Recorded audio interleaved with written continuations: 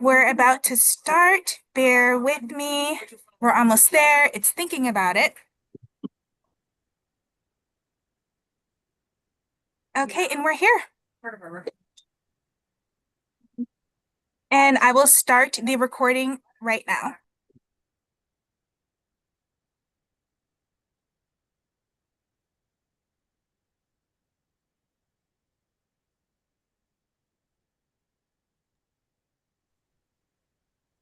All right. Good morning, everyone. I'd like to welcome you all to the MAPC Executive Committee meeting for June 18th, 2025.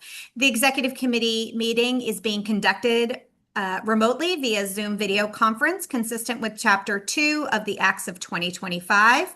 This includes an extension until June 30th, 2027 of the remote meeting provisions of former Governor Baker's executive order of March 12th, 2020, which suspends the requirements of the open meeting law to have all meetings in a publicly accessible physical location.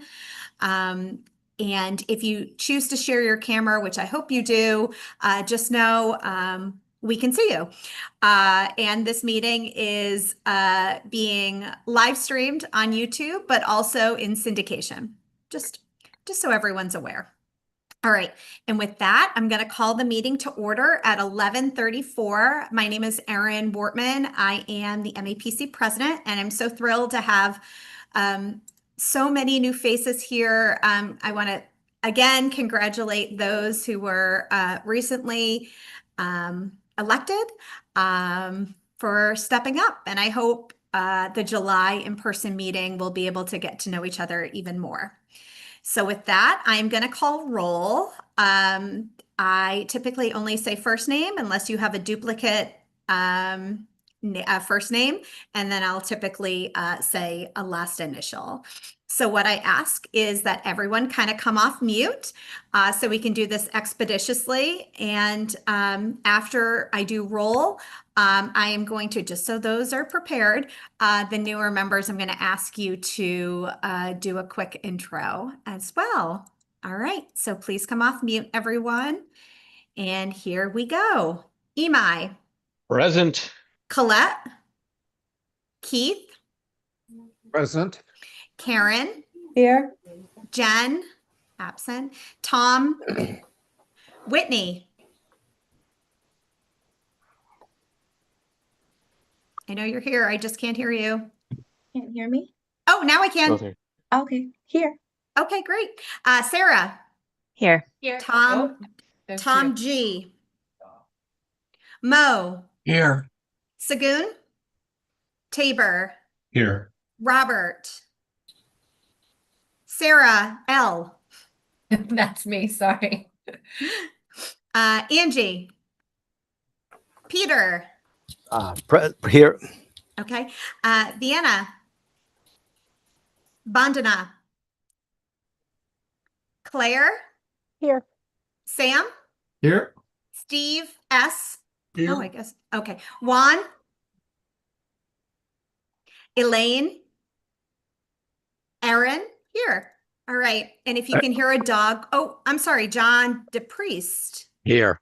Okay. Sorry about that. No Oh, problem. I did. I skipped you. I'm sorry. And Sarah D, did I call you or did I skip you too? You called me. I'm here. Okay. Okay. I'm still Sorry. here. If you, maybe you can't tell, or you can tell, I'm on vacation right now, hence the moose, background.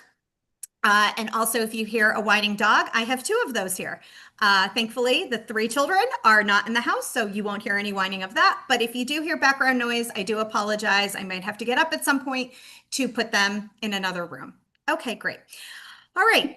Well, welcome everyone. So what I'm going to do is I'm just going to call alphabetically the newest members. If you could just say maybe your name, affiliation, and whatever else you want to share. Obviously, we need to keep it pretty brief because the agenda is robust, as always. So we're just gonna kind of go with it. All right. First up, I think is Whitney. Whitney. Okay, can everyone hear me first? Okay, great. So great to be here. I'm Whitney Demetrius. I'm the Director of Fair Housing for the Executive Office of Housing and Livable Communities. I guess a little bit of that I would share about myself. I'm actually on the board of Common Square Neighborhood Development Corporation, where Gail Lattimore is recently retiring. I'm on the board of Metro Housing Boston, where Chris Norris is retiring. And I don't know if I'm a blessing or a curse now joining MAPC in March. But fun fact about me. Excited to serve alongside everyone. Thanks. Awesome. Thank you, Whitney. Yes. Thank you, Whitney, and welcome. All right. Next up is, let me look, Sarah D. Good morning, everyone. I'm Sarah Dixon. I'm the Director of Community Development for the town of Norwood. I'm super excited to be here with all of you. I've had the pleasure to serve as co-chair of the TRIC subregion for the last couple of years, and I'm looking forward to our work together. Awesome. Welcome, Sarah. Thank you so much. Next up, gosh, I should have prepped this. All right, next up, I believe, is Sarah L. Hi, good morning, everybody. My name is Sarah Lee. I'm the manager of transportation planning at Massport. A little about me. I've worked in transportation in the Boston area for over 20 years now, first as a consultant, then I worked at MAPC for 10 years. Up until about 4 years ago, I was the assistant director of transportation under Eric Barassa. And 4 years ago, I moved over here to Massport and work with a lot of our agency partners. So glad to see a lot of you here. And then I'm a Boston resident. I live in Roslindale. I have 2 kids. They keep me very busy. And so thanks again. Awesome. Thank you, Sarah. Nice seeing you again. All right, next up, Peter. Good morning, everybody. My name is Peter Matchak. I am the new planning director in the town of Braintree. I've been here about 2 months. Previous to being here in Braintree, I was in the town of Ashland for the last 6 years. And then previous to that, I was actually down here on the South Shore in Hanover and Cohasset. I was chair of the South Shore Planning Coalition for a couple of years down here too. So I've done a couple of things with MAPC over the years, master plans, housing production plans. And just happy to be here and to learn more about the executive committee. Awesome. Welcome, Peter. So welcome, Sarah's, Whitney, and Peter. The other new member is not here right now, but I will make her introduce herself at her first meeting. All right, great. So thank you so much, everyone. All right, next up on the agenda is oh, go ahead, I'm sorry. I was just gonna remind folks, so our next month's meeting is in person, and we'll have a little time to actually talk and get to know each other a little bit more, also with MAPC staff. So we were worried actually that folks wouldn't have time to make this meeting because it was too close in time to the election. So we didn't want to make this one in person, but then all of the newbies came, which is amazing. But we'll have a little more time together in person next month, more details on that soon. And because I have to say it, Sarah, welcome home, Sarah Lee. Yes, for sure. Thank you. It's exciting to be back. Great. And Lizzie, welcome. I mean, it's not a welcome, it's a hi with the new title. Happy to have you here. And yeah. Okay, now we'll jump into it. Next up on the agenda is the approval of minutes from May 21st, 2025 and June 2nd, 2025. I do want to kind of highlight that Patrice sent the updated minutes for the May 21st meeting based on an amendment that was sent in ahead of time. So at this time, if it's okay with everyone, I'm going to ask for a motion to put on the consent agenda. So typically when we are hybrid, particularly, or virtual, I do ask for things to get put on the consent agenda. And then at the end of the meeting, we approve the consent agenda as well as adjourn at the same time. So we are being efficient with roll, since roll call is required. Okay, does anyone have any questions about the, oh, thank you. I did not see who did that. Okay, thank you, Tabor. Thank Sec- you. Second. Okay, so motion made by Tabor to put on the consent agenda, both sets of minutes as amended, and second made by John DePriest. Thank you. So that has gone on the consent agenda. Actually, Erin, I just want to be clear, we don't have the June 2nd minutes. Sorry. I don't think I had those, and I am not in the best position to review them because I was not there. So, and I think it was about the search. So I think I'm waiting on some of those notes, and my guess is Margie will review those and we'll bring those back to the next executive committee meeting. I was just moving the May minutes on set. Yeah. Oh. Yeah, you only called for May, so that was the motion. That is exactly how I heard it as well. Tabor. So thank you so much. And John, that second was reflective as well for you, correct? Yes, yes. Okay, great. Again, I'm in a different state. I'm just trying to hear what I hear on screen. Great. Thank you so much. Okay. And I know there's a question in the chat. I believe I see Lizzie typing, so she is going to answer that. So everyone's kind of prepared at the end. Okay. Next up. Sorry, Margie, that's our longstanding practice has been that folks can approve minutes even if they didn't attend the meeting. That's appropriate at MAPC and in a lot of our cities and towns as well. Okay, great. Obviously, you vote based on your comfort and based on what you feel is most appropriate. Your vote is yours. Okay. Not to set the precedent, but Sam Speedy Seidel is going to deliver the treasurer's report. Nothing was better than annual. It was the fastest one you've ever done, Sam. So I'm really setting you up now.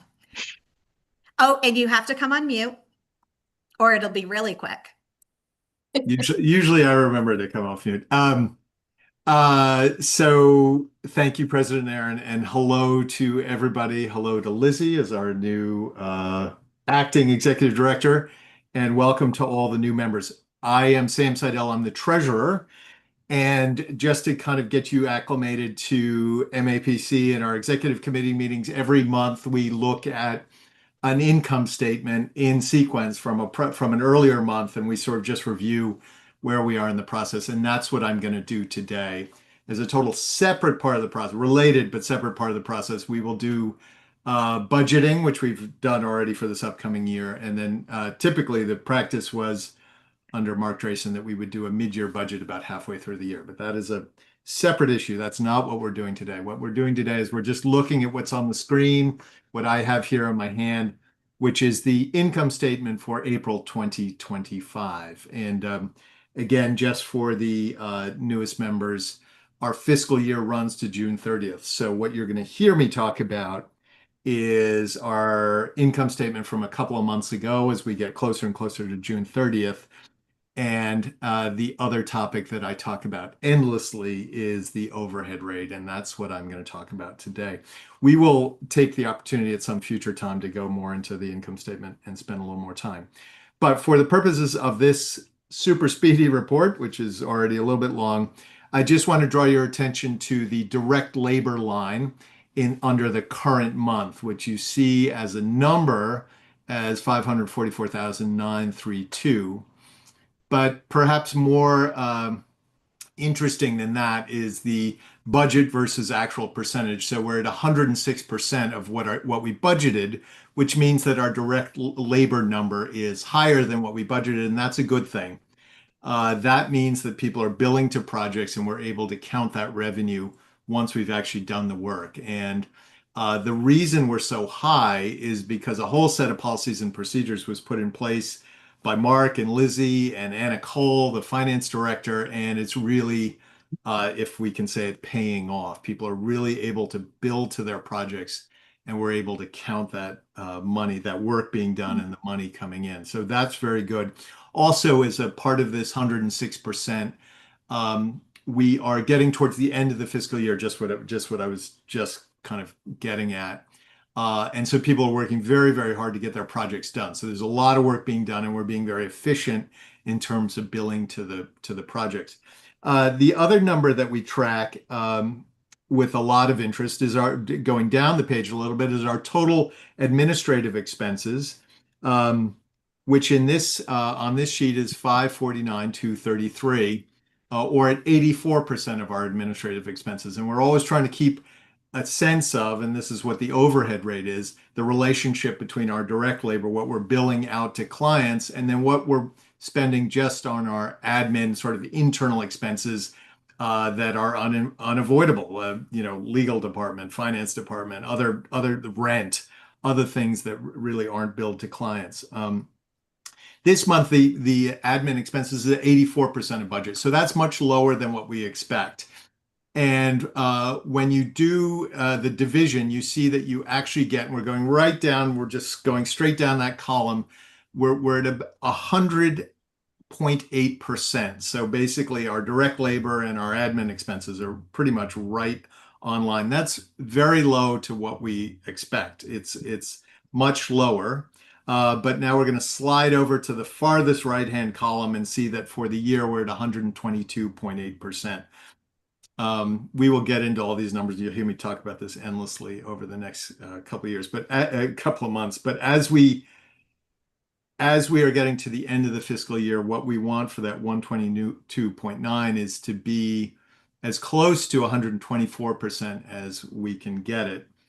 And we think we'll get there. We expect that our direct labor will continue to be very solid to the end of the year, but we absolutely expect that our administrative expenses will increase as we get closer and closer to the end of the fiscal year and more bills come in, more things have to get paid. To not let this treasurer's report go on endlessly, let me conclude it there. If there are questions, comments. I see Tabor has a question or a comment. I don't know. I'm just curious, two things. One, mid-year budget, we raised it to 127%. Yes. Do we have to stick to that? Yes. So thank you, Tabor. So to that point, our MassDOT approved remained at 124%. What we did in the executive committee was say, for the purposes of our operating budgeting process, our target will be 127%. And that difference, that gap between 127 and 124, we'll just eat that. We'll go into our fund balance and just cover that difference because we had a lot of expenses early in the year that were sort of throwing our numbers off. And we thought, well, our actual number may end up at closer to 127%. So let's get approval from the executive committee for that number. And then the difference as we get back around to MassDOT of that 3%, we'll cover that difference. It now looks as though we may actually end up closer to the 124 that was approved by MassDOT way back in the beginning of the year. So we'll see. I think we're probably going to end up between 124 and 125. You're right. The executive committee did approve a 127 number, but from the state's perspective, they still expect us to come in at 124. Either way, we're going to be fine. But we're hoping we might get closer to 1. We're expecting the rate to the current month of June and May, the next 2 months, to go up a little bit to get over the 122.9. Exactly. There's a few. There's just a lot of bills, sort of on the admin side, that come in at the end of the year, whether they're subscription services or other things that are expensive, and they will drive up our administrative expenses, and that's going to push our overhead rate closer to, it's going to drive our overhead rate up. And we think our best prediction, our best guess is we'll be somewhere between 124% and 125% at the end of the. At the same time, though, just to add on, June is when a lot of our projects need to be complete. We have like a lot of project completions by the end of June. And so those two things typically balance themselves out, which is why we're not expecting a big spike one direction or the other, but we'll definitely be able to land the plane. Yes. And thank you. Without being too low, because I know that being under is going to be the problem. We don't want to be under 124, but if we're between 124 and 127, we're going to be in great shape. Yeah, and thank you for the question. We think we're going to be just fine. And your point about 127 is right on the money. But we'll be fine either way.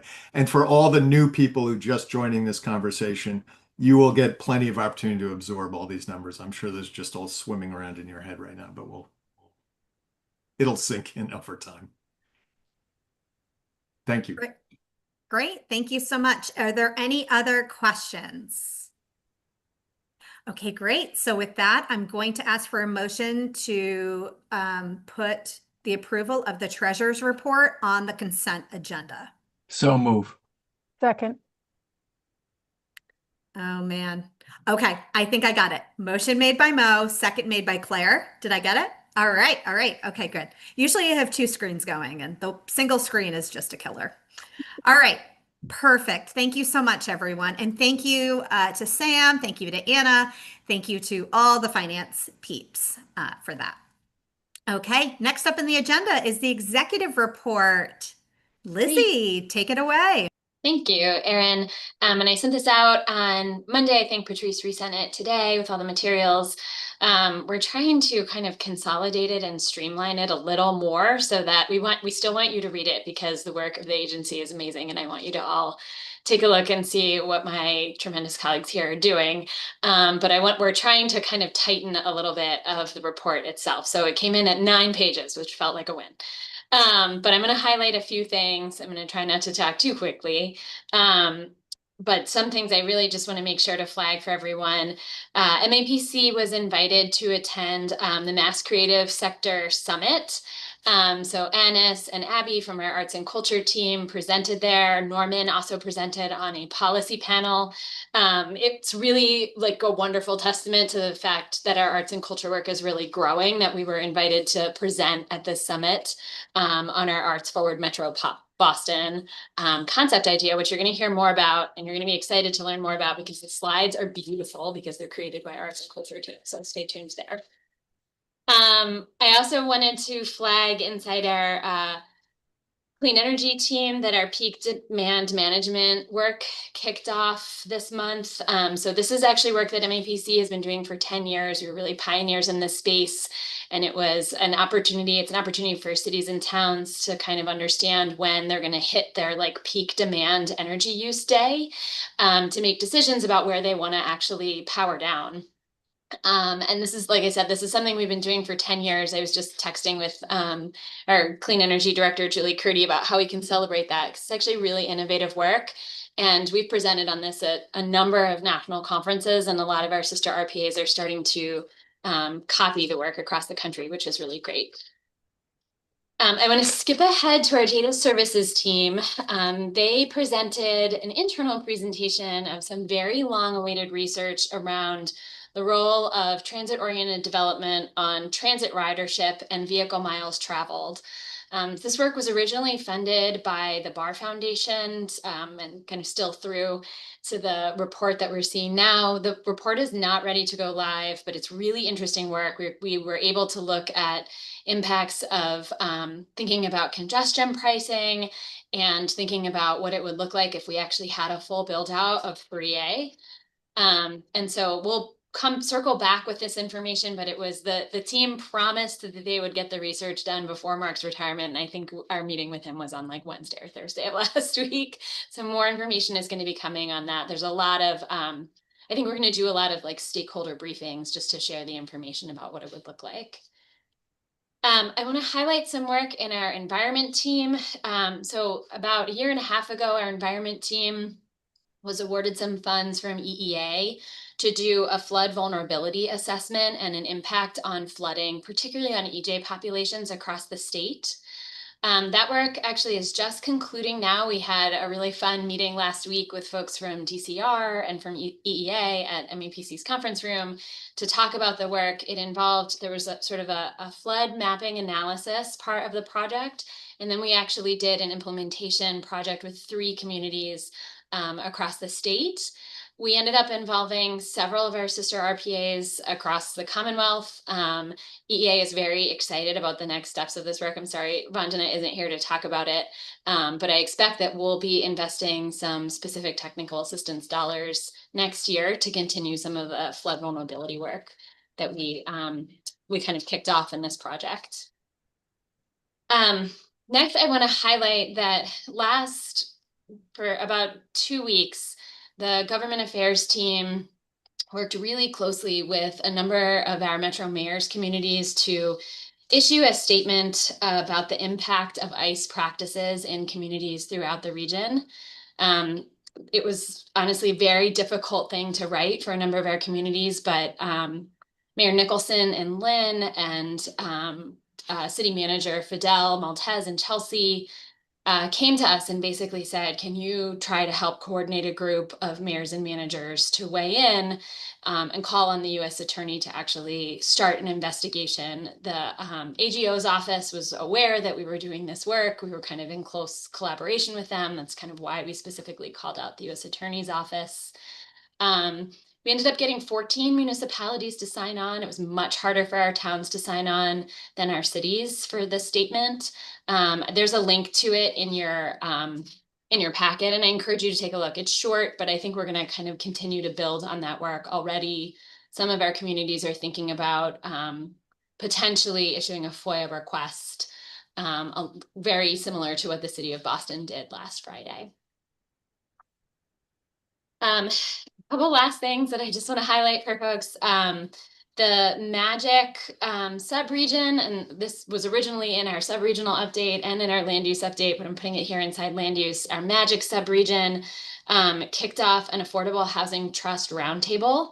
It's really an effort to kind of bring together municipal affordable housing trusts to kind of talk about best practices, take policy positions, and learn from each other, particularly I think it was around Concord's use of, or actually the Magic subregion as a whole, their use of CPA funds in affordable housing. So more on that to come, but we kicked off the meeting. It was really well attended and it was a good conversation.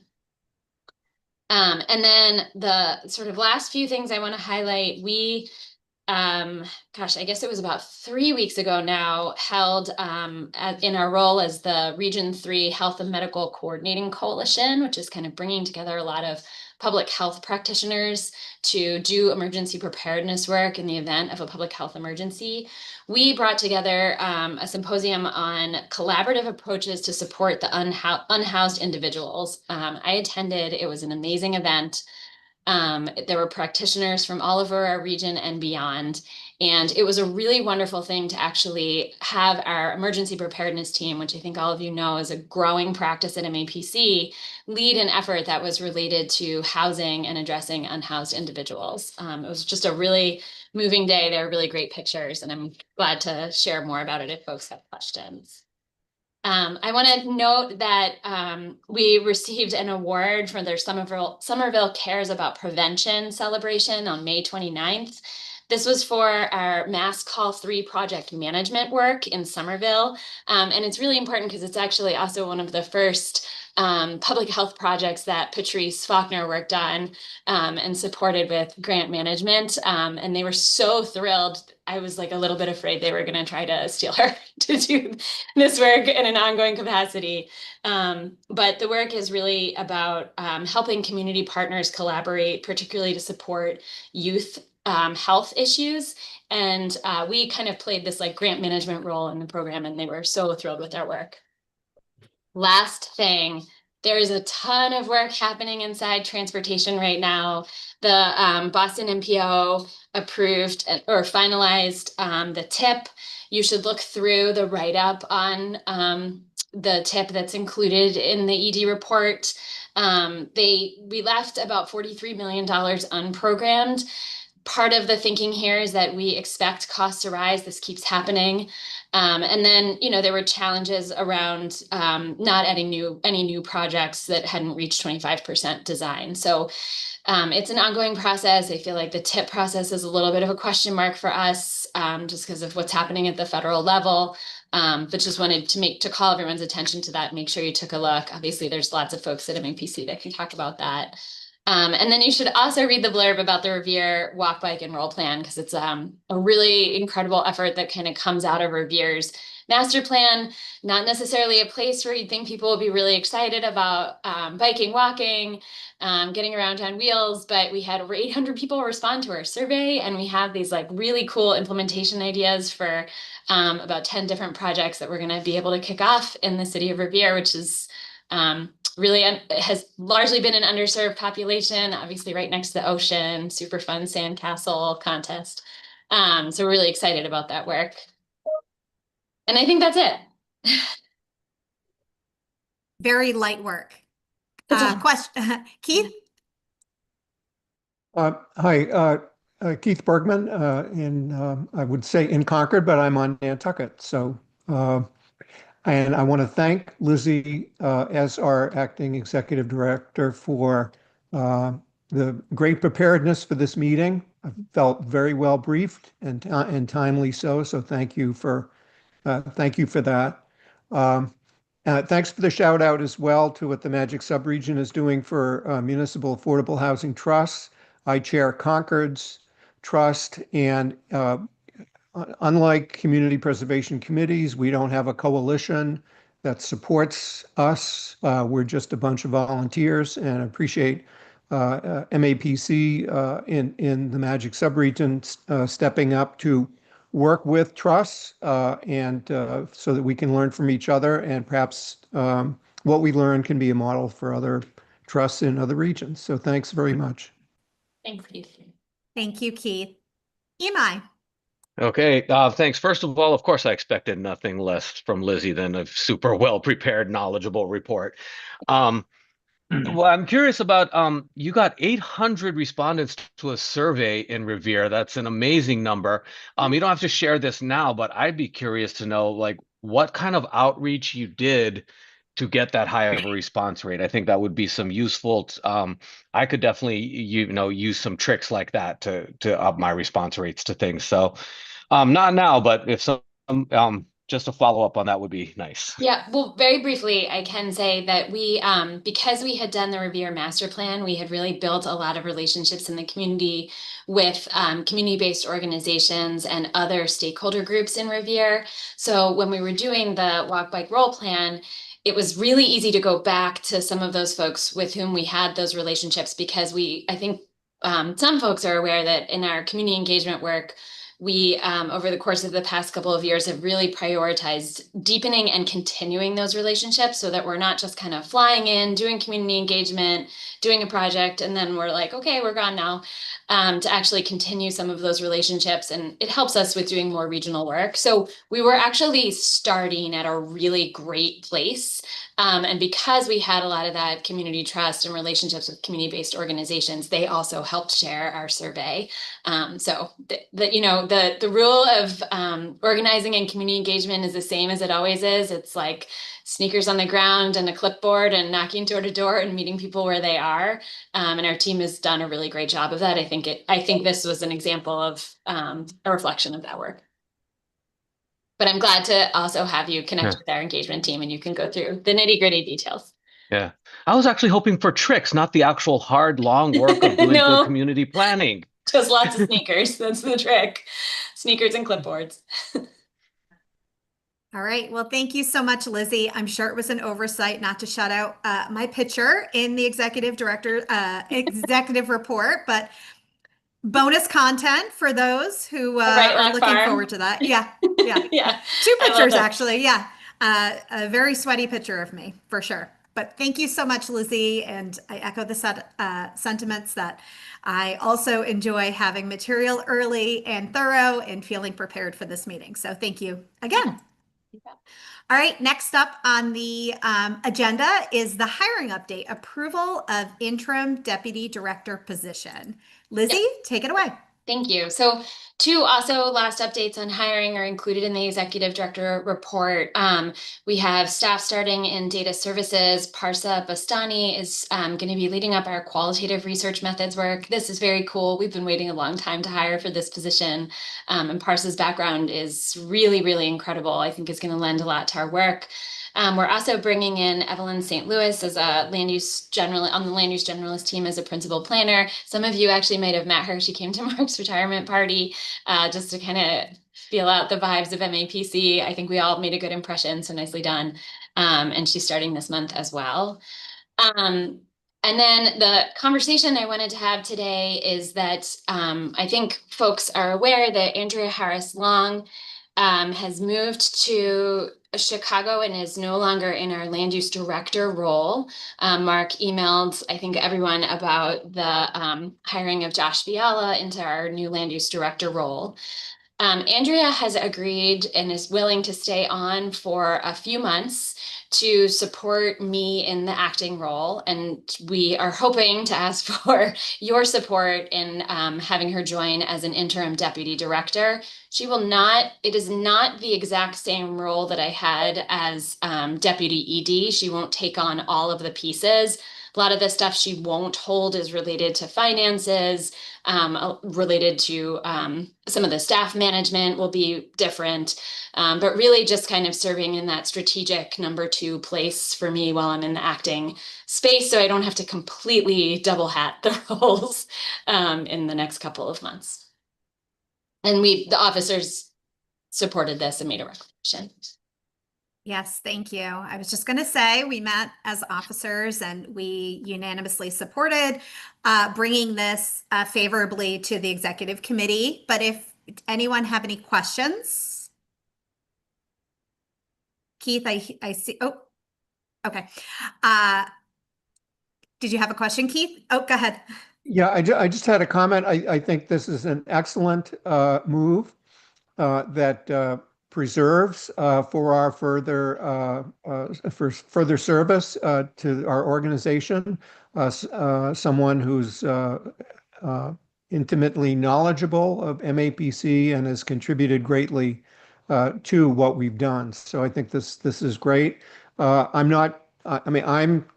as I mentioned earlier, I'm 30 miles at sea on Nantucket for this month, and this community routinely hires many of its senior staff on a remote basis, and it works just fine. So kudos to MAPC. Thanks, Keith. Great. If there are no objections, and if it's okay with Lizzie, I didn't check with you ahead of time. Sorry. I'm just going to ask for a motion to put this on the consent agenda unless people feel strongly about voting on it separately. I'll make the motion. Thank you. Thank you, John DePriest. And the second was made by Mo. So now it's on the consent agenda. Great. Thank you so much. And I look forward to the approval of the consent agenda and the adjournment so we can officially transition Andrea into this role. So thank you.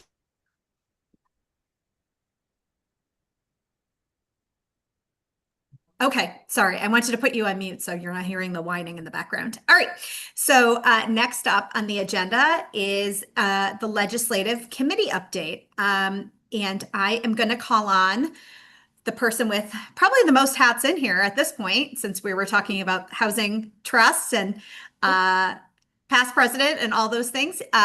Legislative Committee Chair Keith, take it away. Thanks very much, Aaron. Keith Bergman, the MAPC rep from the town of Concord.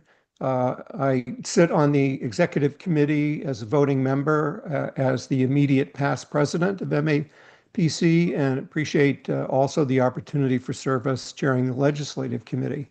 And this is my 15th year on the executive committee, I think. So it's been, I really appreciate this organization very much.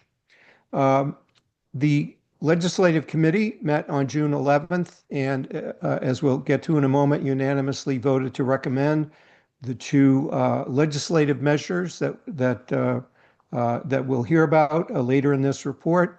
Before we get there, though, I want to call on Leah Robbins to give the legislative update. Thanks so much.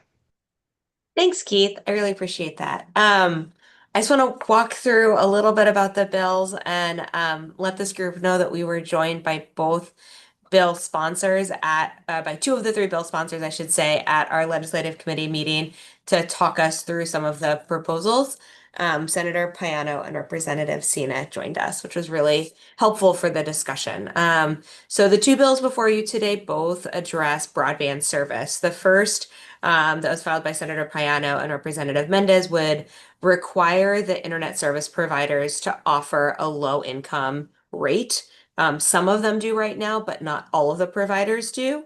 There was a lot of discussion about how that would actually be implemented during our meeting. And the senator explained that, the idea as set up in the bill was that the companies would just have to offer it, as many of them currently do in other states, and is happening in some of the companies right now. So right now it's just not equal access. And then the other bill filed by Representative Sina would require broadband access in all public housing in the Commonwealth. And the idea would be to couple this with funding in a capital bond bill or other places for the state to be able to invest the money to make that happen. It is not envisioned to be a municipal expense. That was what some of our discussion focused on in the meeting. But there's not imagined to be a municipal cost connection. And this whole body of work really comes out of a large amount of time and effort from the data services team that they've been spending sort of installing Wi-Fi in public housing and really trying to address the inequities in access to internet that became shockingly apparent during COVID and have not gone away. And we're seeing this not just in rural areas where I think folks had long imagined there to be low internet access, but really in parts of our inner core and our suburban communities. It is endemic across the region, and something we are looking at through our municipal digital equity planning work to help communities have more tools to solve. And these two bills would really help us in that work in a systemic way. So we're not just going one-off community by community. So that's my summary of the two bills. Great. Are there any questions or comments? Not seeing any. If it's okay with everyone, please speak up if it's different. But at this time, I would like to entertain a motion to put both items,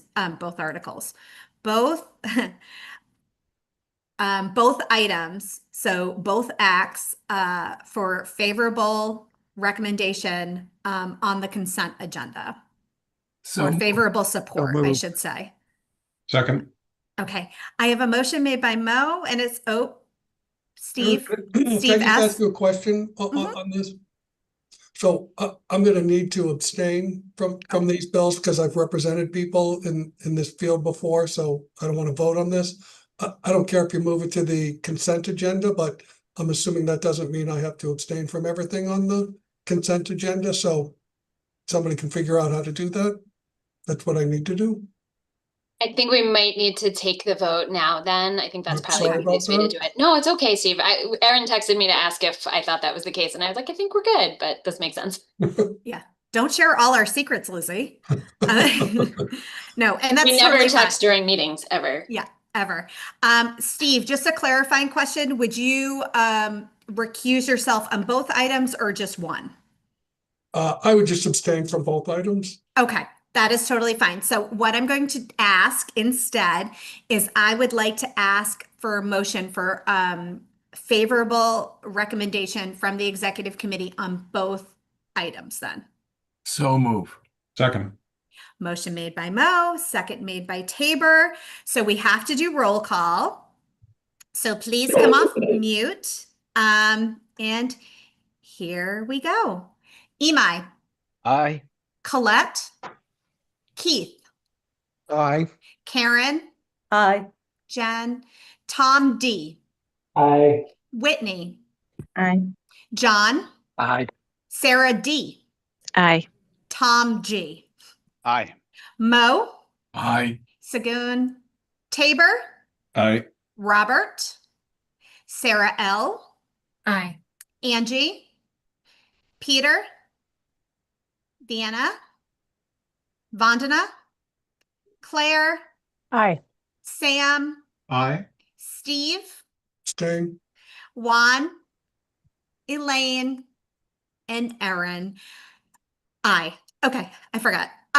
So motion passes unanimously with one abstention from Steve Silvera. Just so everyone knows, I like to repeat everything for the minutes. I find it helps those who are taking minutes. All right, thank you so much. Thank you so much, Legislative Committee. Thank you so much, Keith. Thank you so much, Leah, and all of the government affairs staff for all your work on everything. Great.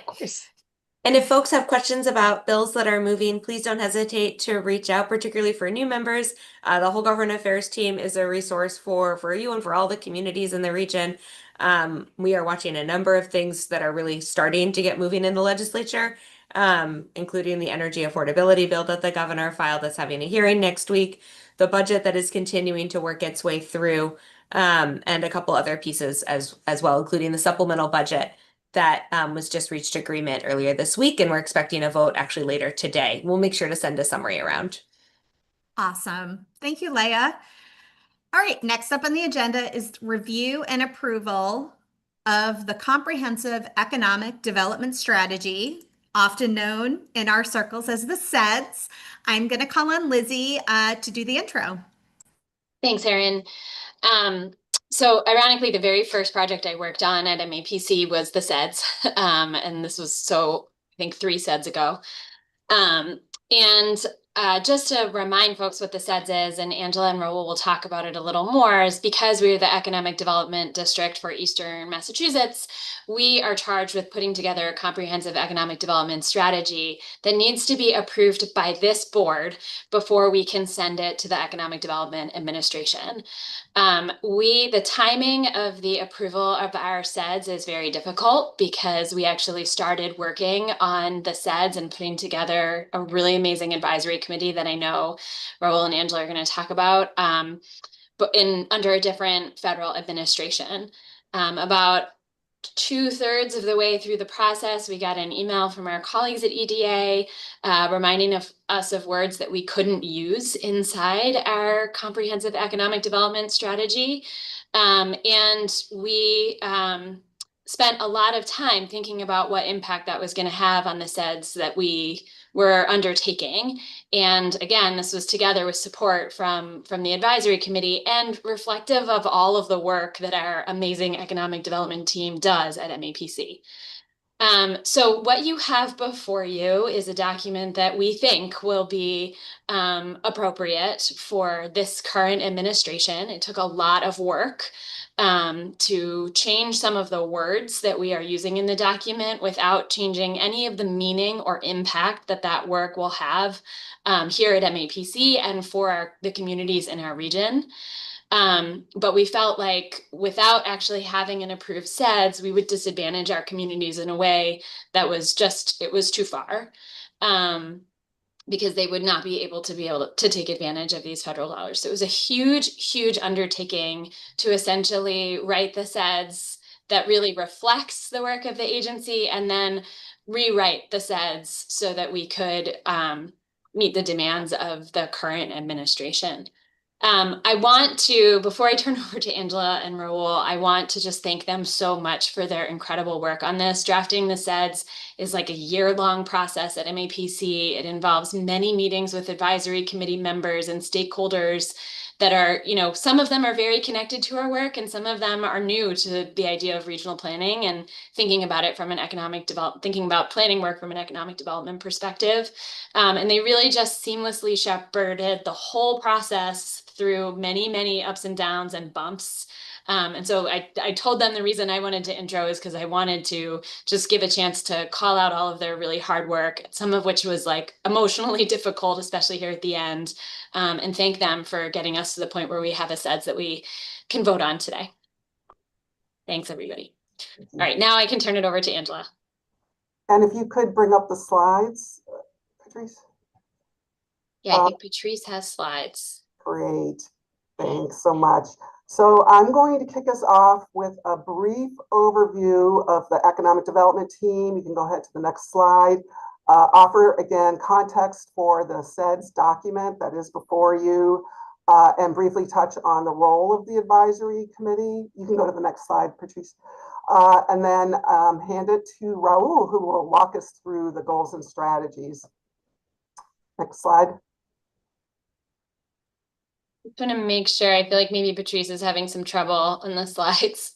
Okay, perhaps I should, or Raul, do you want to bring them up? I'll just continue some of the work that the economic development team does within MAPC. We do planning and zoning and land use engagements in partnership with our local municipalities. We do a lot of place-based placekeeping and place activation, commercial district strategies, and the like. We consider the connections between, I think you need to stop sharing, Patrice, and have Raul bring them up. Great. We do a lot of work considering the connections. You're in the wrong document, Raul. Thank you. Between transit mobility and ECDEV. And then we also do assist communities with accessing EDA resources and other federal grants. And then finally, we're very involved with a signature workforce development initiative in which we support strategies that engage folks who are trapped in perhaps low wage work and seeking to get to more quality jobs. And we're the convening and evaluation partner, for example, on workforce development. Next slide. So again, just a little bit of context for the report that you have before you, the SEDS document. Wanted to just outline again, and thank you, Lizzie, for the context. Just building that a little more, the EDA, which is a part of the U.S. Department of Commerce, federal agency, that planning grant actually supported the process, the SEDS drafting, et cetera, leading to the document you have before you today. Secondly, I wanted to lift up that the EDA actually sent us a written communication on their new priorities, and that the fact that those priorities no longer include references to equity or to climate. But I want to say three things about that. One is that there has been no spillover effect, and there will not be any in terms of our other projects or other documents and products that we share with the community, as well as in our branding and our website. So no impact on other aspects of our work or our values.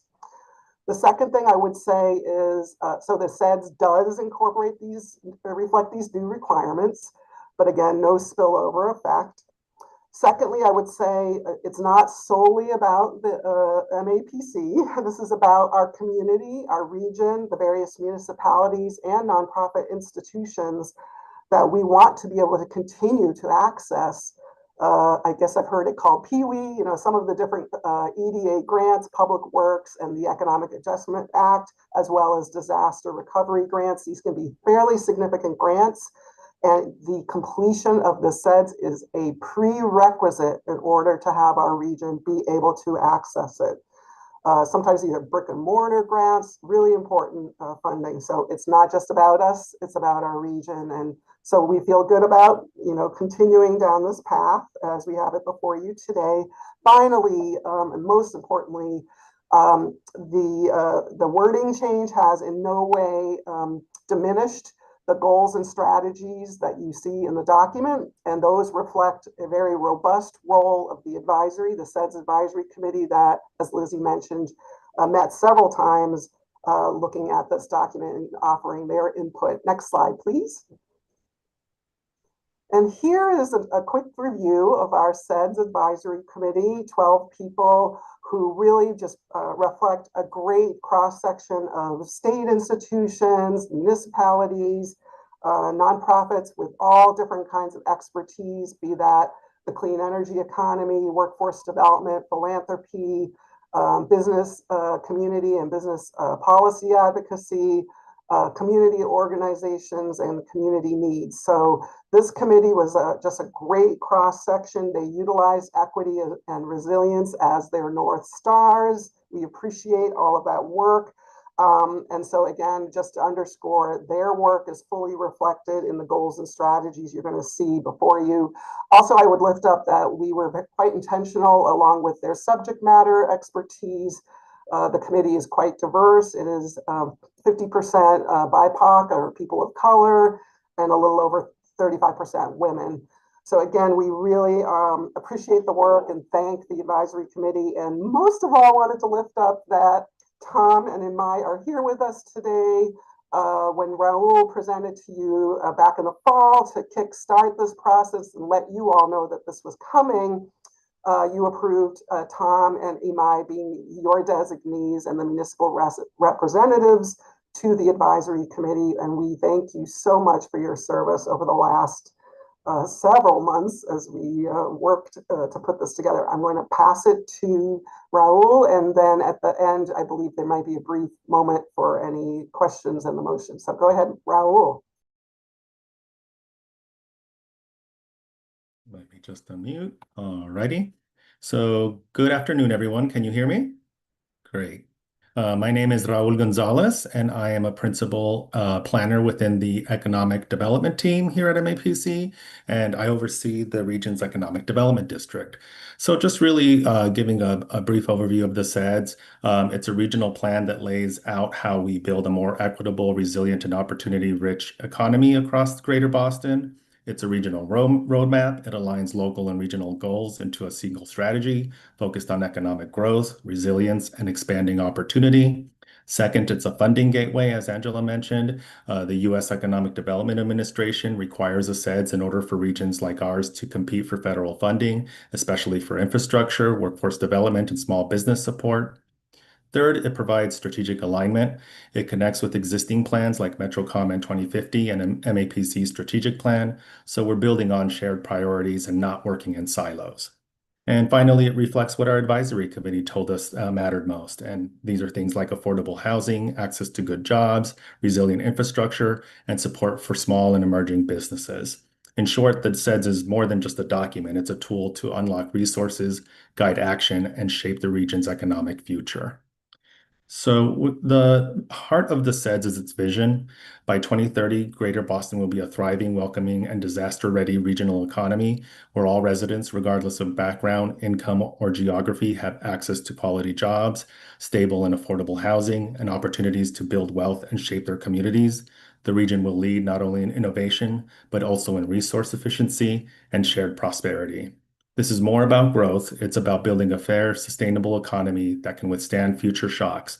And it's about ensuring that residents don't just participate in the economy, but that they help shape and lead it. I'm going to go over the goals now. Our strategy is built around 3 goals: affordability and accessibility, ensuring that workers and employers can thrive through better housing, childcare, and transit, includes inclusive business growth, supporting underrepresented businesses by expanding access to contracts, capital, and networks, disaster-ready infrastructure, investing in disaster adaptation and clean energy to prepare for future shocks and emerging industries. So the next slide will be focusing on goal 1, which is probably our most extensive goal. It's to make the region affordable and accessible for workers and employers. The goal is broken down into 2 major strategy areas. First, we focus on investing in workforce development and removing key barriers to employment. We propose subsidized tuition for incumbent and underemployed workers to increase access to higher education. We also support expanding credentialing programs, especially in priority sectors like healthcare, life sciences, and clean energy. Workforce coordination must improve at the local and state levels with intentional outreach to hard-to-serve populations. And we can't forget childcare. If we want a functioning workforce, we need to fund providers fairly and ensure that they can retain skilled staff. Second, we focus on expanding housing affordability and improving access to transit. We support funding for affordable housing production, land trust, and reducing total development costs to lower household energy burdens. Local housing policies must also grow the supply of both rental and ownership options. We call for incentives for high-density housing near transit, not just for sustainability, but for job access and economic mobility. Zoning reforms to support housing for family childcare providers are also critical, especially in housing-constrained neighborhoods. And lastly, we support the expansion of low-income transit fare programs with better off-hour reliability, essential for shift workers and service employees. Next, we'll be going to goal 2, which is fostering the resilience, retention, and growth of businesses owned by people of different backgrounds. Our second goal is really focused on inclusive business growth. And we recommend that we expand municipal procurement reform to ensure that contracts are equitably awarded, not just going to the same firms over and over again. We support business succession by helping entrepreneurs from underrepresented communities acquire existing businesses from retired owners. This is one of the most effective ways to preserve wealth locally. We want to leverage the state's Business Front Door initiative to help small businesses access real estate and property ownership, while also strengthening coordination with workforce investment boards to bridge workforce and business development. And finally, we propose peer-to-peer mentorship programs between established firms and new emerging entrepreneurs. It's about expanding networks and breaking down systemic barriers. Our third goal is to invest in infrastructure that is disaster ready and supports new industries. What we need to do is act now and build for what's next. We recommend creating a framework to identify high impact infrastructure projects and to develop a shovel-ready pipeline for 2027 and beyond. We also call for a state-led incentive program for transit-oriented development planning, supporting municipalities that want to align housing growth with transportation and energy goals. We want to see more small and mid-sized businesses participating in public works. That means unbundling large contracts and supporting construction adjacent businesses with workforce development and technical assistance. And lastly, we want to ensure that municipalities are prepared. We propose creating a comprehensive infrastructure planning toolkit that prioritizes resilience, especially in communities that are already facing economic distress. So relative to next steps, I just wanted to walk through what comes next in the CEDS process. First, today marks a key milestone. We'll be seeking Executive Committee approval on this final draft of the 2025-2030 Comprehensive Economic Development Strategy. Second, with the approval in hand, we'll be opening the official public comment period running from June 20th through July 22nd. And during that time, we'll essentially post that on our website to incorporate more feedback for the final submission. And third, we'll have an EDA meeting scheduled for early to mid-July. That meeting will essentially connect us with federal reviewers and give us a chance to answer any outstanding questions. And finally, if all goes to plan, we anticipate receiving EDA approval on July 23rd, making the MAPC region formally eligible for federal funding opportunities tied to the CEDS. So thank you so much for hearing me out, and I think we might have time for questions. I'll have to check. Yeah, I think we do. Yeah. Great. Does anyone have any questions? I did put in the chat, but thank you to Tom and Imai for all your work on this. I know that committees like this are very time consuming, but the expertise and the contributions are really important. Obviously, I want to thank Raul and Angela for your work on it and all the other committee members. So are there questions or comments on it? Yes, Tabor. Can you speak to the changes that were made in the language that the feds required? Did it noticeably change the purpose and the meaning of this document? No, I think, and I'm going to take this one. So we're seeing this in a couple of situations, honestly, Tabor. It's not the only place that it's coming up. And I'd say in most instances, it ended up making the document a little longer because we sort of had to take the long way around to explain what it was that we are doing in the work. But it did not, we have made a commitment, and this is a commitment that was made before I was in this role, but one that I intend to continue, that we will not move away from any of the actual work outcomes and priorities that we want to see in our region, that we are comfortable changing words where that feels appropriate and will help our cities and towns be able to get access to funds that they wouldn't without that, but that we will not change any of our outcomes and priorities in the work. So again, in most instances, it required us, I use that phrase, take the long way around, because I was a terrible Spanish honors student, and that was what my Spanish teacher used to tell me to do when I couldn't remember the vocab words.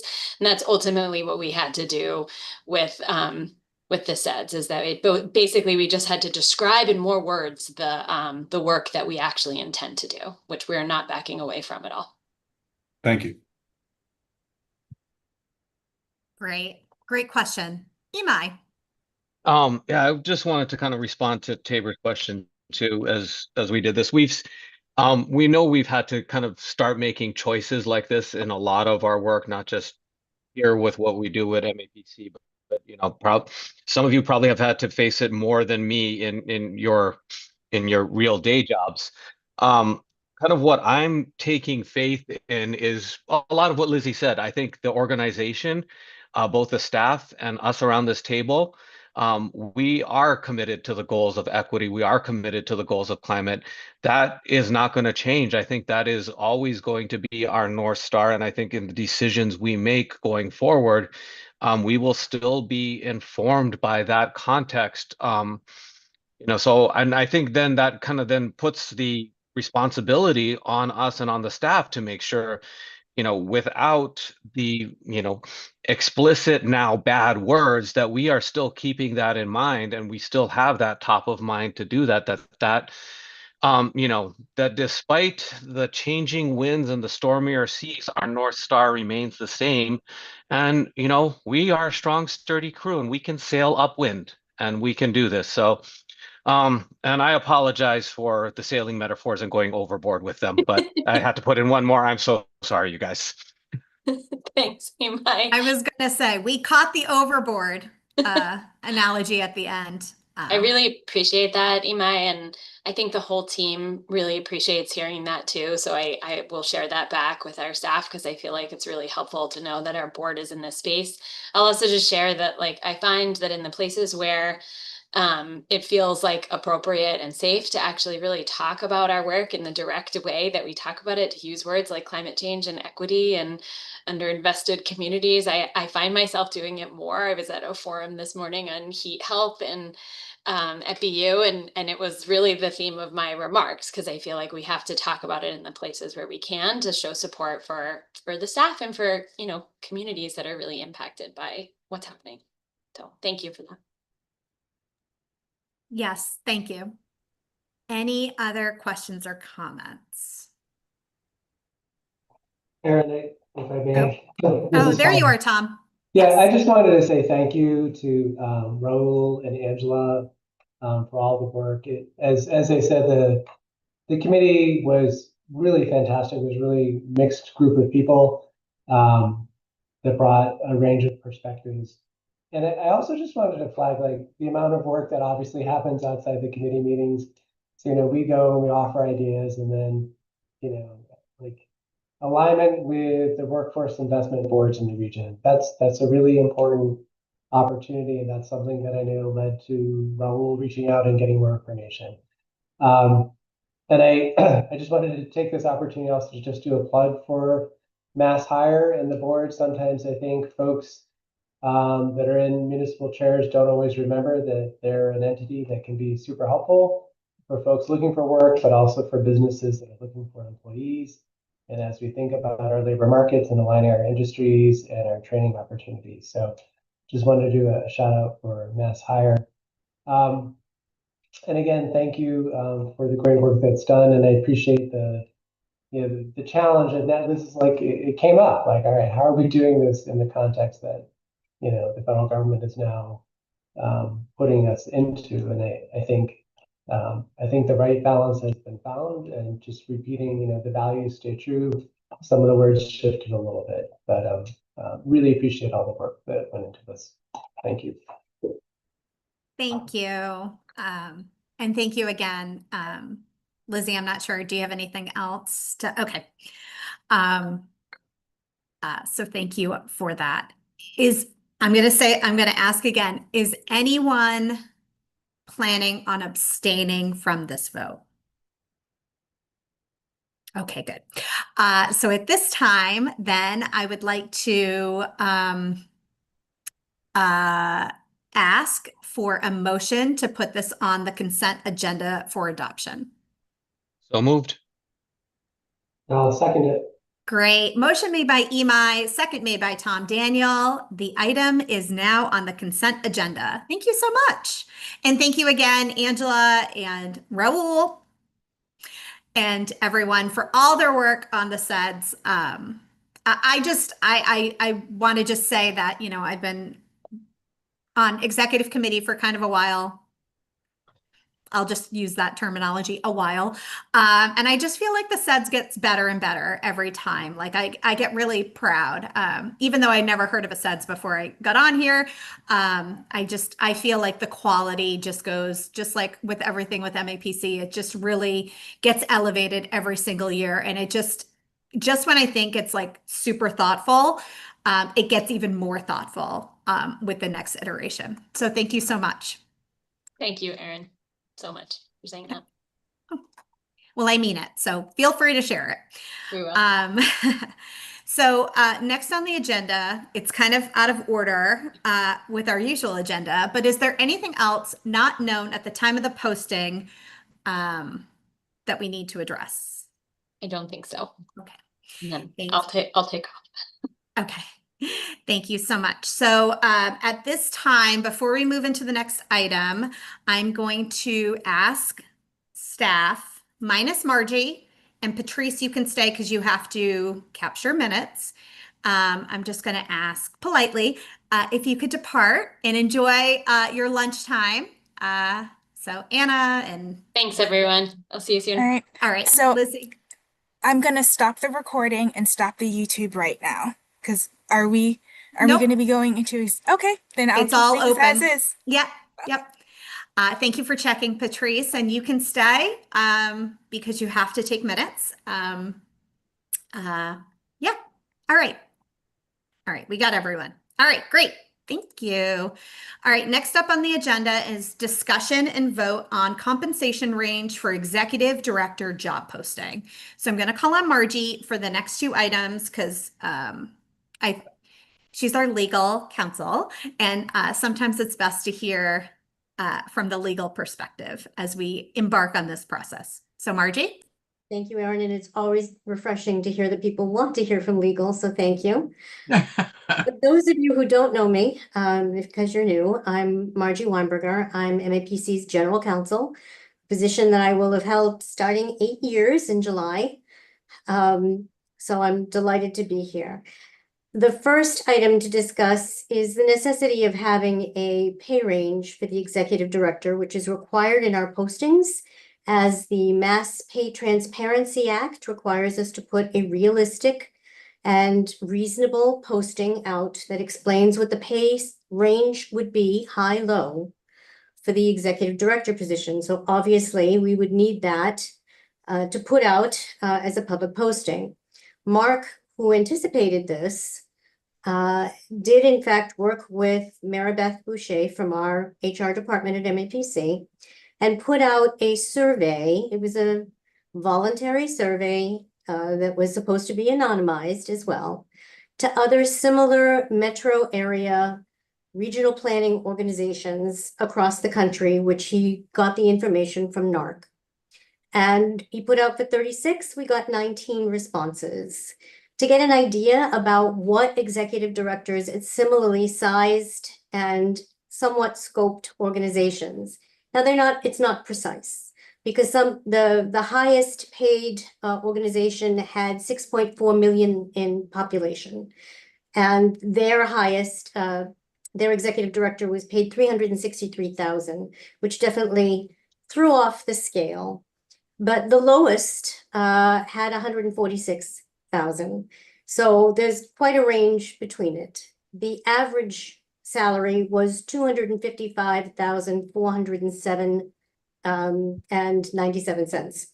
So not all that different than our executive director would have received had he remained at MAPC and had you all taken a look at his salary this year. He was paid just over $250, I believe, on his leaving. So, and we did not take a look at what his salary would be should he have remained. But at a time when we're looking at compensation increases, it makes sense that it would have gone over that.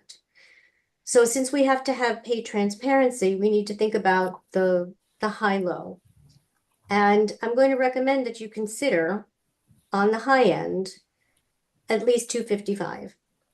I think that's what Mark would have been paid should he remained. The position is not any different than that. Erin, if you feel differently, you should absolutely hop in.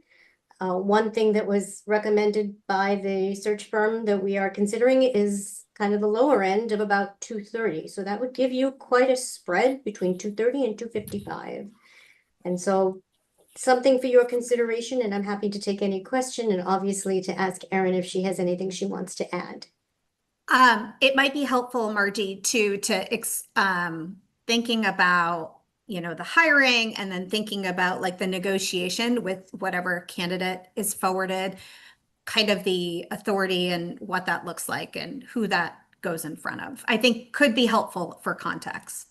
So while the hiring and the negotiation is with the executive committee, they have the right to determine compensation. I think negotiating with a group of this size could be incredibly difficult. And I'm going to recommend that this, as you have done so well in other situations, that you authorize your officers to do the ultimate negotiations once an executive director has been selected to negotiate the final employment contract, including compensation.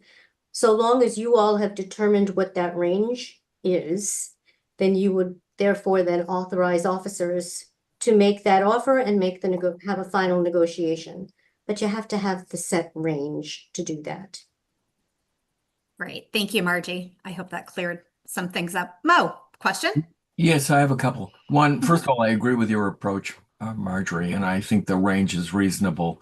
The only question I have is some organizations have some portion of the compensation on an incentive basis. I'm assuming we're not doing that. We don't really have bonuses tied to any kind of success. That really works best, I'd say, in the private sector as opposed to the public sector. And I would say it would be very unusual for public sector employees to find their compensation tied to any kind of financial successes. So I would suggest that you stick with a straight salary.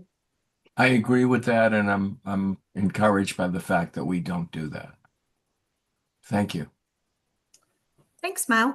And also as additional context, previously when the executive committee has allowed the officers to negotiate, we annually, as we did with Mark, is we asked what the executive director, and Keith was, I think Keith, you must have been president at the time because I was VP. We have asked the executive director what they feel the increase is, what is the average increase of the agency, what that looks like. And that's kind of usually our starting point. So even though whatever salary the new executive director will start at, it gives like the option annually to kind of adjust that, whether it's cost of living, whether it's a certain percentage. We are just very careful that it doesn't impact that person's retirement or any other things that are tied to ultimate compensation. Sarah Lee, and then Sarah Dixon. I think you might have just answered this, Erin. I was just wanted to confirm that the range on this is just the starting salary and it doesn't cap at whatever the high level is. Correct. Yeah. Correct. Because there are some years that, 3% is appropriate. And, I've been on the officers where the executive director didn't take an increase at all. Or the officers chose not to award the ED with an increase. So it's really, again, the executive committee has to enable the officers to do that, but it's within their discretion. Sarah Dixon. Yeah. Thank you for your hard work on this, Marjorie. I think that range sounds reasonable to me. My question's about the survey that was done of other RPAs. You said that there was some kind of indexing to account for the size of the region and budgets. I'm wondering if you accounted for kind of cost of living in those geographic areas and how that might impact your confidence level on the range that you're suggesting. So I didn't do the survey, but I can tell you what was asked. And it had to do with how long someone had held tenure in the position whether that commission or organization included the MPO as well, and what was the population size of the organization. But of the 32 some odd organizations that were selected, my understanding is that Mark tried to choose ones that were of a similar geographic type to Massachusetts, so that it wasn't, rural organizations or perhaps more densely populated. Then we would be the hard pressed to find that. And so my understanding is that these are the most similar to Massachusetts, and therefore could be trusted as giving us some decent ranges as to what there's out there. And we were also dealing, with people just volunteering to share information. And so we can't really go back and validate it any further. So not a perfect survey, but certainly something we can rely on as, what the averages are. I think that's a fair assessment. Yeah, and I think the data actually, we, Margie and I, and, Mary Beth as well, and Mark, we kind of all had probably a ton of conversations on this before, bringing it to you all. And honestly, the survey results made me feel better in a lot of ways, because I was like, gosh, are we lowballing? Or I didn't feel that we were overpaying, right? I think a little more concerned we were underpaying, but once I kind of saw what that was going to look like, I think that was really helpful, at least for me. Yeah. I'm Is also there, going go to, ahead. if I may, Sarah. Yeah, no, please do. The benefit of staying within Mark's current range area is that we have fiscally already accounted for that in our overhead. So we are not taking on additional risk by maintaining that level. And I'm sure Sam is somewhat relieved to hear that, because we're not risking greater overhead exposure as a result of it. Great. Any other questions? And does everyone feel confident? Should we do a separate vote? We'll do a separate vote on this. Yeah, let's do a separate vote. Okay. So the range based on the survey and based on the data is the range proposed is $230,000 to $255,000. Correct, Margie? Yes. Okay. So the range, as I don't want to say recommended, but based on the data, 230,000 to 255,000. Yes, Tabor? And just as a future negotiating piece, does that box you in? What I don't know about HR, but are you then, let's say we get a terrific deal from somebody, but it's going to be at 265. What happens does that prohibit us from going there? That's all. So you're not prohibited, so long as we reasonably believe that this is the range. We have a fair and reasonable expectation based under the statute. If there's some change to it, we have that ability to do that. We could not have a massive, now we're going to go to, 400,000, because that would not be reasonable in light of where we started. But if we believe, if there's a reasonable bump that has to happen as a result of that, I think that we stay within the Pay Transparency Act's requirements. Okay, thank you. That's why Margie's here. Amongst other reasons, of course, but okay. So with that, I'd love to entertain a motion to accept 230,000 to 255,000 as the compensation range for posting. So moved. Second. I'm going to say motion by Mo. I'm sorry, Karen, you got to be quicker. Second by Tabor. So please come off mute if you will, because we're going to do a separate vote on this. Please. Okay, here we go. Imai. Aye. Colette. Keith. Aye. Karen. Aye. Jen. Tom D. Aye. Whitney. Aye. John. Aye. Sarah D. Aye. Tom G. Aye. Mo. Aye. Sagoon. Tabor. Aye. Robert. Sarah L. Aye. Angie. Peter.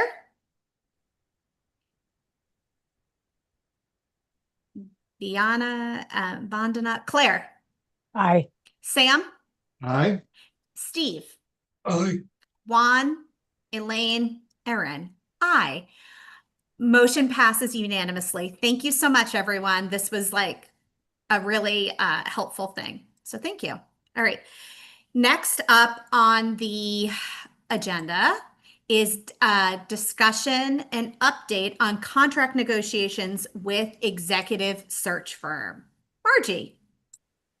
So the officers very graciously gave us massive amounts of time to meet with 3 vendors and discuss with them, their skill sets, their recommendations, how they would approach an executive search. And it was quite an exhaustive review process. Interestingly, one vendor, whom we all really thought well of, had an innovative approach, which I think they kind of did by the seat of the pants at the meeting, which I found impressive, that they would have an expedited methodology that they would offer to us. That could also be a significant cost savings to us. Their recommendation that we are in consideration of now is up to a 45-day process, where they would immediately start reviewing thousands of applications, review applications, start interviewing people very quickly as soon as they were engaged. They start by meeting with officers, they start by meeting with staff, they do staff surveys so that there's a feeling that staff have the opportunity to talk about the kind of skill sets that should be brought to the table. And then they start narrowing down and start talking to potential candidates. If at the end of 45 days, they are unable to determine that they could reach a candidate of equal or greater caliber than our current acting executive director, they would let us know that. They could continue, or we could elect to terminate their contract. In which case, our payment would be 29% of what the, I'm going to suggest the low part of the salary would be, plus a $5,000 administrative fee. That is a negotiated rate. It came in much higher. It started at 33% and $10,000. So they went down to 29% and at $5,000 administrative fee. And that would be our full exposure for that. That comes to about $29,500, estimating a $255 salary. In the event that they are unable to do that, or we think that that's still not enough, they could go from 45 to 75 days to bring in further candidates. That would be a secondary payment of $29,400, assuming a salary of $255,000, plus an additional $5,000 administrative fee. So this is not an inexpensive proposition, but we think that the expedited way of doing this serves MAPC in being able to do this properly, does not waste people's time and energy if there are not comparable candidates out there, and still does the professional search on a national level for people of expertise. And so that's where we are currently in reviewing potential contract with a vendor. If not, it would be a full 29% of the entire salary plus $15,000 of administrative fees on top of it. That is a very expensive proposition. And not all dissimilar from other vendors, although I will say that one vendor came in much, much cheaper, but did not have the skill set necessary, we felt, to be able to do a national search that would bring together some of the best and brightest candidates that we could do. So we wanted to bring to you an update on a methodology that we felt would be able to accomplish everything that you all have voted for and authorize the officers to engage in, and still give us perhaps a cost savings and a time savings to be able to do this. So this is the point of my discussion with you all now. We are still in negotiations with the vendor, therefore I'm not sharing their name because they may not be the selected vendor, and I don't want to create an unfair advantage, nor do I want to lose any advantage with any other potential vendor if this doesn't come to fruition. So that's pretty much where we stand here today. And Aaron, if you'll allow me to move forward with the selection committee and methodology for that. And unless there are any questions on this particular aspect. Margie, you can call on people as they raise their hand. So Tom G. Well, I called on him, but then you can call from here. Yeah. Margie, thanks so much. I really appreciate the thoughtfulness going into this and the creativity that I guess one of these vendors has come up with. I'm less concerned about the costs of this. Just frankly, this is hopefully a once in a generation endeavor, but you never know. I'm interested in to know what is the difference in terms of the national search, quote unquote national search.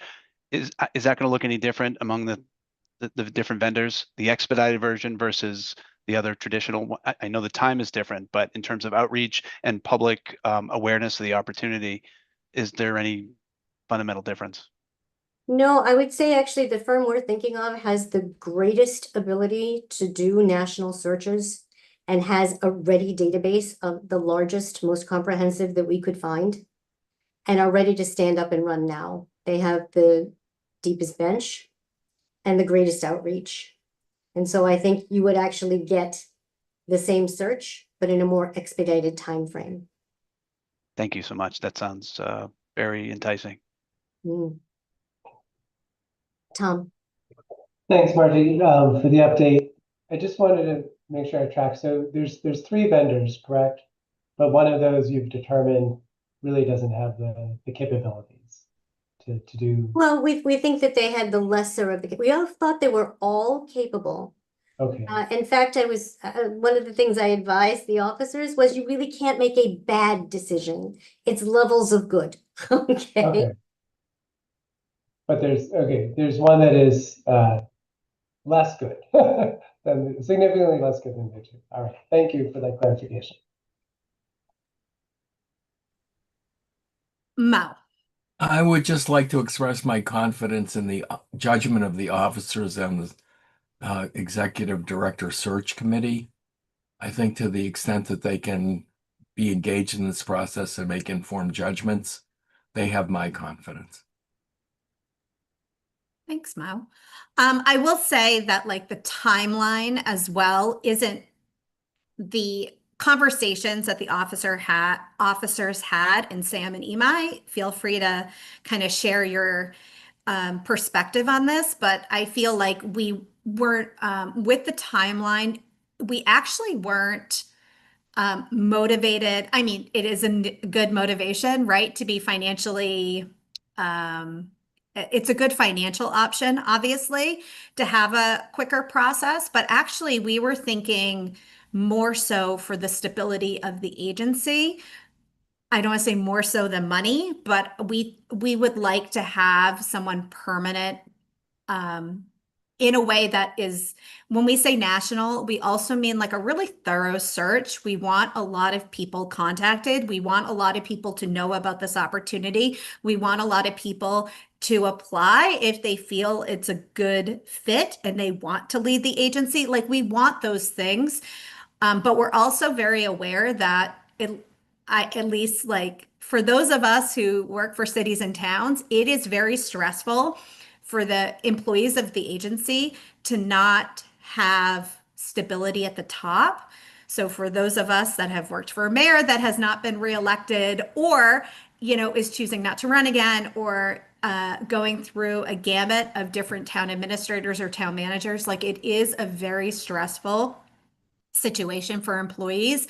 And I think the officers were very aware of that as well. And there are major issues coming up and we don't want to add to the stress of the employees. And I really don't want this great staff to feel like they need to leave. I just want to kind of share that perspective as well. Okay, Margie. I was just going to say, I feel that this firm has tremendous capacity to give you the national search that this position requires and to bring the best and the brightest to the front. And if they are unable to do that, and they tell us that, then that should be very reassuring that who you have in place is who you need. and then spending more money and more time to get to the same place, they recommend is not a good use of their time or ours. So I think it's a good opportunity. We wanted to make sure that we had the best person in the position. And I think we have the best firm to provide us that opportunity. Aaron, if it's okay, I'll just chime in briefly. Yes to everything you've just heard. I think my impression of this firm that we're referring to is that they had a very structured approach to how to think about this as a challenge. And that allowed them to say, we can do this on an expedited time frame to test out this idea. And if we find at the end of that 45 days or whatever that time amount is, that we need to continue the search, we will continue the search. But it gave a structure and additionally potentially a cost benefit to us that made a lot of sense. And so that was I thought that was kind of keyed in on the key issues right away, and that made me appreciate their approach. Thank you, Sam. All right, Margie. So if there are no more questions on the firm and the process with the firm, then the next opportunity for us is to discuss the selection committee who will serve to work with the outside firm and make sure that, they're getting the candidates, review the candidates, and ultimately make a recommendation for your approval. And when you go to the bylaws, it actually spells out how do we get there. And Article 2, Section 6 of the MAPC bylaws establishes, and I'll just read the 2 lines, the president is authorized to appoint members of all committees consistent with the requirements of the council. The president shall be a member of all committees of the council ex officio, which means that Erin would have the opportunity and the obligation to set up the selection committee. And I know she has given a tremendous amount of thought to how to make sure that she has a selection committee who has the requisite skills, knowledge, and availability. That's going to be a key component because it is a very intensive participation. It's time intensive. And so whoever she selects to sit on this committee will have to make that opportunity, make themselves available on a very expedited basis for significant amounts of time. So it's a big investment. And I'll turn that over to Erin for her thoughts. Yeah, I would just say that no selection committee has been appointed or asked yet. I am waiting on one more item from Mark. I know we're shocked, but he has promised me it's coming today. But I do want to share that I am committed to making it a diverse group with different perspectives, but also different, because there are a lot of relationships with MAPC that are outside of this group, that are outside the gubernatorial, that are outside the ex officio, that are really important. And I don't think we think about those relationships a lot as an executive committee or as a council. I want to make sure that the committee the time thing is really important. Honestly, Margie and I had a meeting with the prospective vendor, and I mean, we're talking about weekly mandatory meetings that last at least an hour before we even interview. So, I just want to share that I am committed to making this like a really diverse group that represents a lot of different relationships, but also understands the agency really well, and really has that best interest in mind. I commit myself to the executive committee that I will, once we're able to sign the contract and continue negotiating, and once that steering committee is selection, we say selection, but it's the recommending body to this group, is selected, I commit myself to sharing that with the executive committee. And I'm happy to kind of also share throughout the process, those updates. Although it is we're looking for an expedited process, a thorough but expedited process. So I did want to share that with you. If there are questions.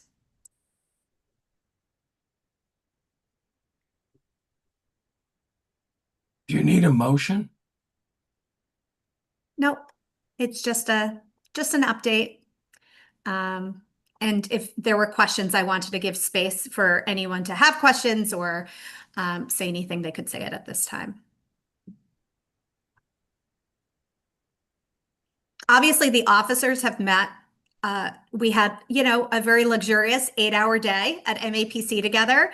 It may have been longer. I don't know. Time is irrelevant. But we did have a lot of conversation and thought behind this, and hopefully the lack of questions or comments is agreeance with that. Like we have been really thoughtful, and I am appreciative that the executive committee, authorized us to kind of work through that. And I just want to give space as well to Margie for being so pivotal in this process as well, because this is like a volunteer gig for us. And it's really important that we do this correctly. And I do hope it's a once in a generation hire. Like that's what I want too. So Keith. Well, I just wanted to say thank you for the work and full speed ahead. Thank you. Love it. I mean, I look forward to, presenting because I guess I'm the only one on the steering committee right now per the bylaw. But I look forward to the committee, forwarding like an exceptional candidate. And then once we get the contract signed with the vendor, I think you all will be very impressed with that vendor as well.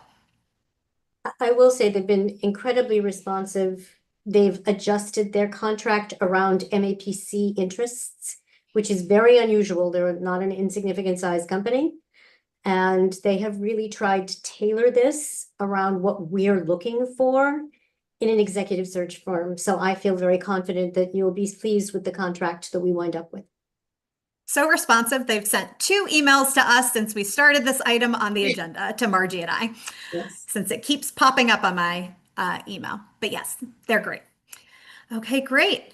Any other questions, comments? Love it. Thank you so much. I know we went over. I really, really appreciate your time and your listening and all these things. Tom, Daniel, did you have a question? I saw the hand. Yeah, don't we still need to vote on the Yep. consent? Okay, good. Yeah.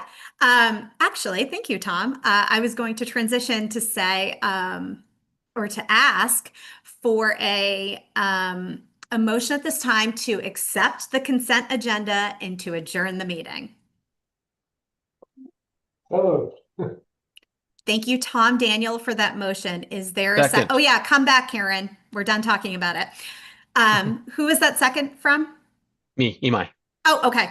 I was looking over here, but you were over here. Okay. Second made by Imai. All those in favor, we have to do the roll call. So please come off mute for the last time of the day. All right, here we go. Imai. Aye. Colette. Keith. Aye. Karen. Aye. And Tom D. Aye. Whitney. Aye. John D. Oh, I think he had to leave. Sarah D. Aye. Tom G. Aye. Mo. Aye. Lagoon. Tabor. Aye. Robert. Sarah L. Aye. Angie. Peter. Diana. Vandana. Claire, I think had to leave. Sam. Aye. Steve. Aye. Juan, Elaine, Erin. Aye. And with that, we are adjourned at 1:16. Thank you all so much. I hope you have a wonderful day, and I look forward to seeing you all in person